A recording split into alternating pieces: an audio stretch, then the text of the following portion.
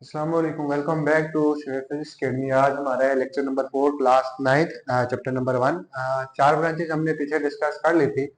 आज नेक्स्ट चार branches discuss करते हैं, जिसमें हमारे पास पहली ब्रांच है एकॉस्टिक्स। अब एकॉस्टिक्स हमारे पास क्या होता है, नाम से पता चला है एकॉस्टिक होता है साउंड। फिजिक्स की ऐसी दुनिया कह सकते हैं, ऐसी ब्रांच कह सकते हैं जिसमें हम साउंड की स्टडी करते हैं, उसको हम कहते हैं एकॉस्टिक्स कहते हैं। फॉर एग्जाम्पल अभी मैं बोल रहा हूँ, मेरी आवाज आप तक आ रही है, ये जो साउंड आप सुन सक रहे हैं, इसको हम जिस ब्रांच में फिजिक्स में पढ़ते हैं उसको हम क्या कहते हैं, एकॉस्टिक कहते हैं। अब सवाल ये बनता है कि ये जो मैं बोल रहा हूँ, तो मेरी आवाज आप तक कैसे पहुंच रही है, या फिर मैं अगर ये कहूँ कि हम बोल रहे हैं कैसे, आवाज प्रोड्यूस कैसे होती है। ठीक है, अब कुछ लोग गूंगे होते हैं, आवाज तो उनकी भी प्रोड्यूस होती है लेकिन वो बोल नहीं पाते सही तरह से। तो अब असल में ये साउंड जो है, हमारे पास आवाज जो है, ये प्रोड्यूस कैसे होती है। ये असल में हमारे पास प्रोड्यूस होती है किसकी वजह से जी, ये प्रोड्यूस होती है वाइब्रेशन से। जब तक वाइब्रेशन नहीं होगी तो हमारे पास साउंड प्रोड्यूस नहीं होगी। ठीक है, अब मेरे पास ये मार्कर है, मैं अगर आस्ता सा बोर्ड के साथ टच करूं, साउंड नहीं आ रही, लेकिन मैं जोर से करूं, आवाज आ रही है। अब जो ही मैंने इसको जोर से किया, इसमें वाइब्रेशन प्रोड्यूस हुई आगे पीछे। अब ये जो वाइब्रेशन प्रोड्यूस हुई, इस वजह से हमारे पास साउंड आ रही है। अब सवाल ये बनता है कि यहाँ पे तो वाइब्रेशन का पता चल रहा है, लेकिन जब मैं बोल रहा हूँ, आप लोग बोल रहे हो, तो यहाँ पे तो कोई वाइब्रेशन नहीं हो रही, फिर कैसे आवाज आ रही है। तो इसका जवाब ये है कि हमारे गले में मसल्स तो नहीं कह सकते, वोकल कॉर्ड होते हैं दो, जब वो आपस में टकराते हैं तो वो आपस में वाइब्रेट होते हैं। जब वो वाइब्रेट होते हैं तब तब हमारे पास क्या आती है, आवाज आती है। जब तक वाइब्रेशन नहीं होगी कोई भी आवाज प्रोड्यूस नहीं हो सकती। जिस ब्रांच में हम साउंड की स्टडी करते हैं उसको हम कहते हैं अकॉस्टिक्स कहते हैं। उसके बाद हमारा दूसरा आ गया एस्ट्रोफिजिक्स, सबसे जिसको कह सकते हैं आप इंटरेस्टिंग दुनिया है फिजिक्स की। ठीक है, मेरी फेवरेट भी ये है।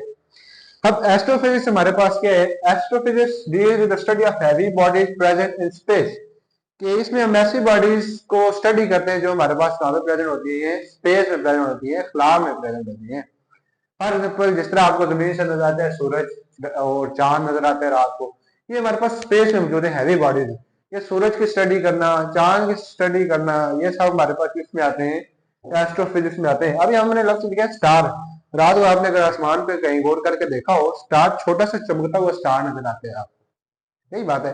अब वो जो स्टार जो छोटा सा नजर आता है, वो असल में आपको इस तरह आपको स्टार नुमा नजर आता है, लेकिन वो असल में होता है ऐसा नहीं है, इतना छोटा नहीं होता। वो स्टार तो हमारे पास दुनिया, हमारी जो अर्थ है, अर्थ से भी बड़े होते हैं साइज में, लेकिन लगते इतने से हैं। ठीक है, तो ये जिन इन चीजों की जो हैवी बॉडी स्पेस में, इनको हम जिनमें स्टडी करते हैं उसको हम क्या कहते हैं, एस्ट्रोफिजिक्स कहते हैं। उसके बाद हमारे पास नेक्स्ट ब्रांच है जी न्यूक्लियर फिजिक्स। न्यूक्लियर हमारे पास नाम से पता चल रहा है, न्यूक्लियर, न्यूक्लियर का मतलब होता है न्यूक्लियस। जिसने पिछला लेक्चर देखा है उसको स्ट्रक्चर ऑफ एटम बताया भी था कि हमारे पास सबसे पहले दरमियान में एटम के न्यूक्लियस होते हैं, न्यूक्लियस में प्रोटॉन्स और न्यूट्रॉन्स होते हैं, और उसके इर्द गिर्द शेल होते हैं जहां पे हमारे पास इलेक्ट्रॉन रिवॉल्व करते हैं। ये जो सेंट्रल पार्ट होता है इसको हम ये कहते हैं, ये क्या होता है, न्यूक्लियस होता है। ठीक है, अब ये जो न्यूक्लियस होता है, जब हम न्यूक्लियस की स्टडी करते हैं, इसके अंदर क्या चीज है, प्रोटॉन है, न्यूट्रॉन है, उन पे चार्ज क्या है, ये सब हम किस ब्रांच में स्टडी करते हैं, न्यूक्लियर फिजिक्स में स्टडी करते हैं। उसके बाद हमारे पास लास्ट वाला आता है पार्टिकल फिजिक्स। पार्टिकल फिजिक्स में हम करते हैं study of particles of an atom such as proton and neutron. जिस तरह ये हमारे पास एटम है, पूरा एटम, एटम के इर्द शेल है, शेल में इलेक्ट्रॉन घूम रहे हैं, न्यूक्लियस, न्यूक्लियस में प्रोटॉन और न्यूट्रॉन प्रेजेंट है। पार्टिकल फिजिक्स में हम इन पार्टिकल्स की स्टडी करते हैं जो एटम के अंदर प्रेजेंट होते हैं। फॉर एग्जांपल कौन कौन से पार्टिकल हो सकते हैं जी, हमारे पास इलेक्ट्रॉन हो सकता है पार्टिकल, प्रोटॉन हो सकता है, न्यूट्रॉन हो सकता है, इसके अलावा भी हमारे पास पार्टिकल्स होते हैं। तो इन पार्टिकल्स की जिस ब्रांच में हम स्टडी करते हैं उसको हम क्या कहते हैं, पार्टिकल फिजिक्स कहते हैं। हाँ, उसके बाद हमारे पास नेक्स्ट दो ब्रांचेज आती है, एक है हमारे पास रिलेटिविस्टिक मैकेनिक्स और इलेक्ट्रोमैग्नेटिज्म। ठीक है, अब रिलेटिविस्टिक मैकेनिक्स जो हमारे पास ब्रांच है, इसमें हम ऐसे ऑब्जेक्ट्स की स्टडी करते हैं जो दुनिया में सबसे तेज स्पीड से कोई भी चीज मूव कर सकती है, उस स्पीड के साथ अगर कोई चीज मूव कर रही है, उन ऑब्जेक्ट्स की जब हम स्टडी करते हैं वो कहते हैं रिलेटिविस्टिक मैकेनिक्स। या दूसरे लफ्जों में रिलेटिविस्टिक मैकेनिक्स ऐसी ब्रांच को कहते हैं जिसमें हम स्पीड ऑफ लाइट जितनी तेज चीज मूव करने वालों को पढ़ते हैं। अब स्पीड ऑफ लाइट असल में हमारे पास क्या है, ये नहीं है कि आप जाके स्विच है वहां से ऑन करोगे एकदम लाइट जल जाएगी, ये करंट की स्पीड है, ये लाइट की स्पीड नहीं है।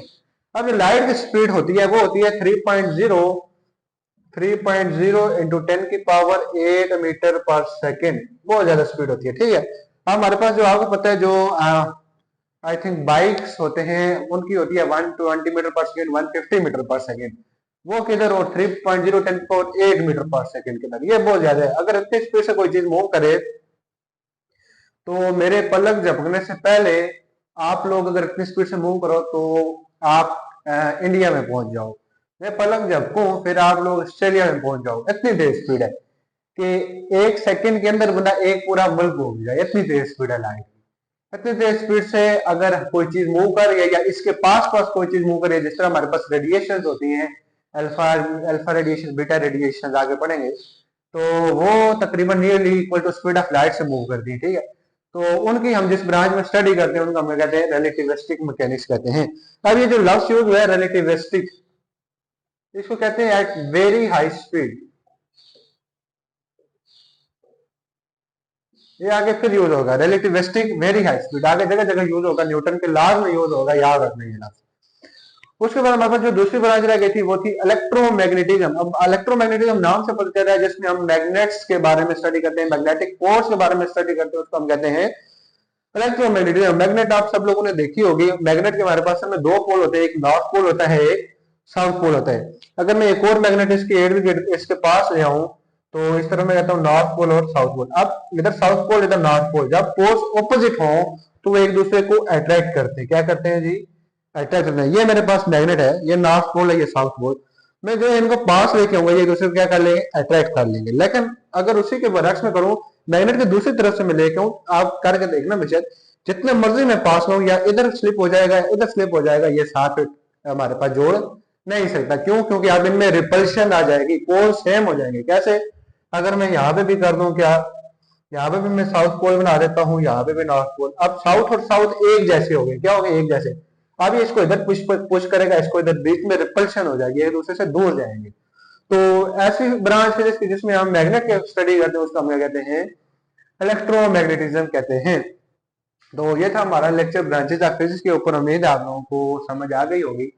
अपनी सपोर्ट दिखाने के लिए काइंडली वीडियोस को लाइक करें और दोस्तों के साथ शेयर करें। तो मिलते हैं इंशाल्लाह नेक्स्ट लेक्चर में। अल्लाह हाफिज।